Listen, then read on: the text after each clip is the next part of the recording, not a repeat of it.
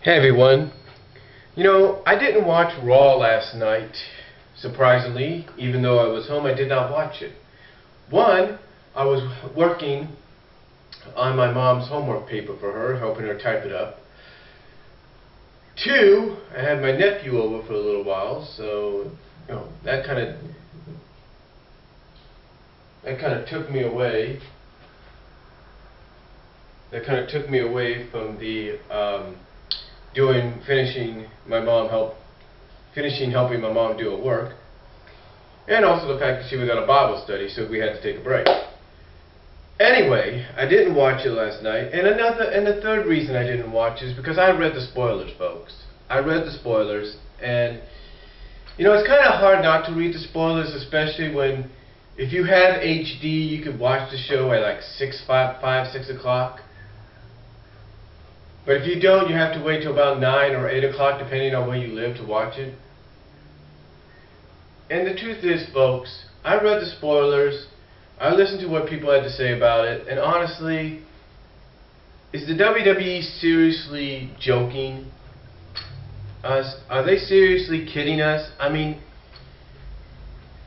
you potentially have one of the biggest storylines, even though it may seem a little ridiculous. You essentially have one of the biggest storylines with this walkout and all sorts of possibilities with it. And yet, you end it by having Vince McMahon come out, do the same thing that Triple H did to him about a few months ago, but go on to add the fact that nobody in the McMahon family is going to run Raw. Instead, you're going to have John Laurinaitis running it. I mean, come on, folks.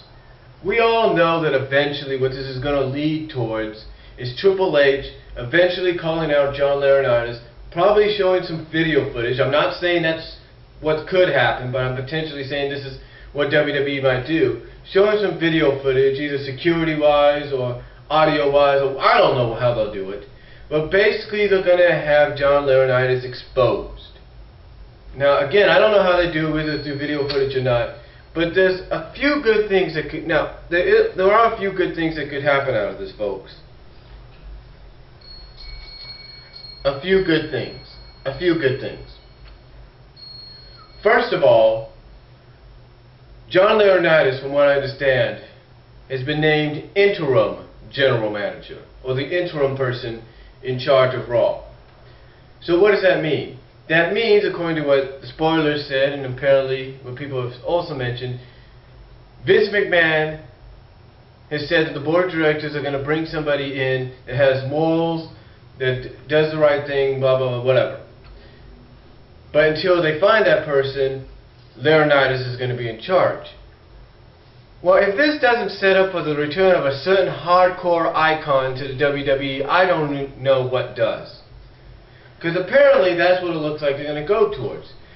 Alright, storyline-wise, the board of directors feel Vince McMahon is incompetent. They basically have no confidence in him due to the fact that on the Raw after Money in the Bank, he was going to fire the biggest seller. He was going to basically fire the face of the company. Okay. That's one thing. Okay, that's probably a good legitimate reason in a business sense to want to have no confidence and remove the guy from power. Second of all, you now have a bunch of superstars, mostly heels, walking out in the company and saying, hey, we don't want to work here because it's unsafe. We don't think we're safe here. We're unprotected. Because this guy, Triple H, that you put in charge, has flat out said that he loves chaos, he loves confusion, because he's old school. And now you have somebody that literally the fans hate, that basically you can see right now will show favoritism to certain heels, fires JR in his home state of Oklahoma for insubordination, for walking out. Hell, if storyline-wise, if JR was to be fired storyline-wise, why not fire everybody else?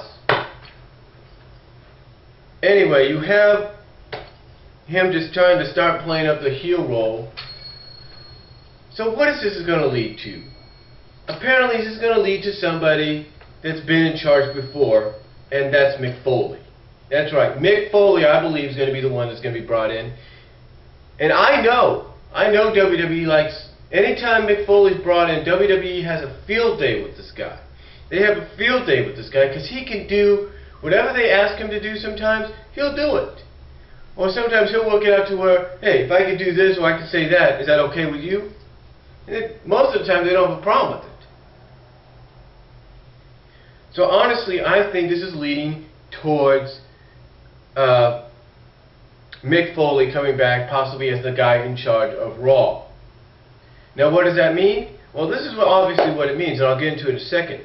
Now, we did start off Raw, in a way, sort of with a half a match, if you will, between Sheamus and John Cena, with Triple H as the ref and Punk on commentary. Didn't last long because Vince McMahon came in, said what he said to Triple H, like I mentioned. John Laurinaitis is now in charge. And then we get our first official match, which is Morrison and Christian. Christian wins, and then Morrison gets attacked afterwards by Christian, Ziggler, Swagger, and Rhodes. Then our next match is Mark Henry and Randy Orton. Randy looks like he's going to win. Rhodes comes down, attacks Randy Orton, puts a bag on his head, and basically sets up, finally, for the first time in a long time, a main event level feud for the Intercontinental Championship. Hopefully it'll finally bring some prestige to it. Then you have a Divas match with Kelly Kelly, I guess still pulling the whole psychotic deal or whatever they're doing with her.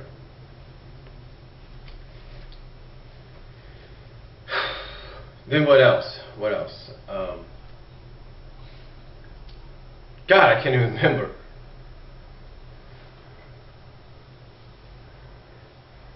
But of course, this also leads to, well, basically then we get our main event, which is Del Rio and Punk. That gets turned into a tag match because Miz and R-Truth have been reinstated. That gets out of control.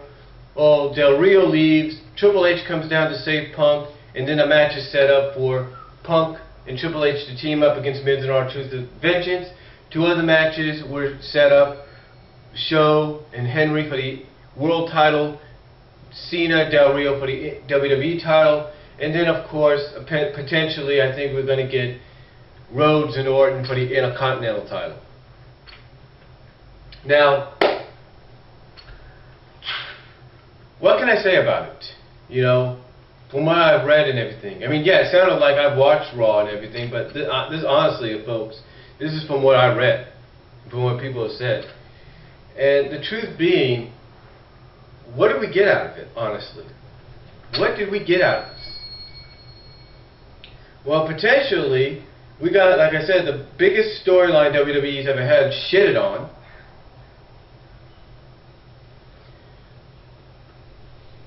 We got some good things coming out of it. 3 matches, at least for right now, potentially 4, signed for Vengeance.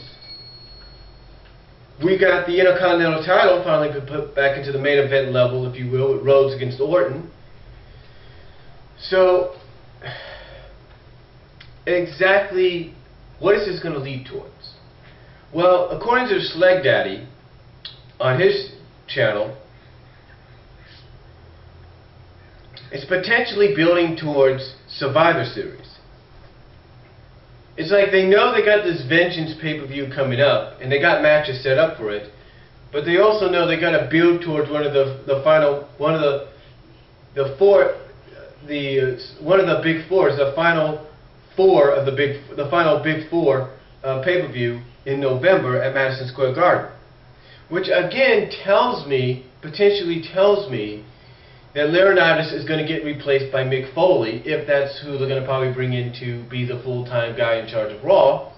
Because how else are you going to get The Rock, storyline-wise, to come in and team up with the likes of a Triple H, a John Cena, a CM Punk, and possibly a Sheamus, against a heel tag team, and this who many people are going by saying will be the anti-WWE or the anti-whoever, that will consist of Miz, Truth, no doubt Christian, possibly Swagger and Ziggler. You know, who else do you get? Huh? Who else do you get? Maybe they'll put in Del Rio, I'm not sure, because Del Rio's got a feud with Punk. But whoever, Miz, Truth, Ziggler, you know, well, maybe not, I don't know what they're going to do. But a team led by Miz and Truth, which of course will probably have Christian in there, probably have Del Rio in there, and then probably have one more person, potentially maybe Laurinaitis, which would be a shocker. Maybe Mark Henry, maybe, I don't know, maybe Swagger. Who knows? Maybe Otunga if they're desperate enough, I don't know. But anyway, if they're building towards that, then there's no doubt, like I said, it kind of tells me that they're going to be bringing in Mick Foley to take over Laurinaitis' job as the guy in charge. And you know, again, like I mentioned earlier, Mick Foley's the kind of guy you can have fun with when he's put in this kind of position. And Mick Foley is the kind of guy, storyline-wise, that would look at all the superstars and divas and say, hey, you walk out again, you can, basically, you walk out, don't even think about walking back in or walking into other promotions.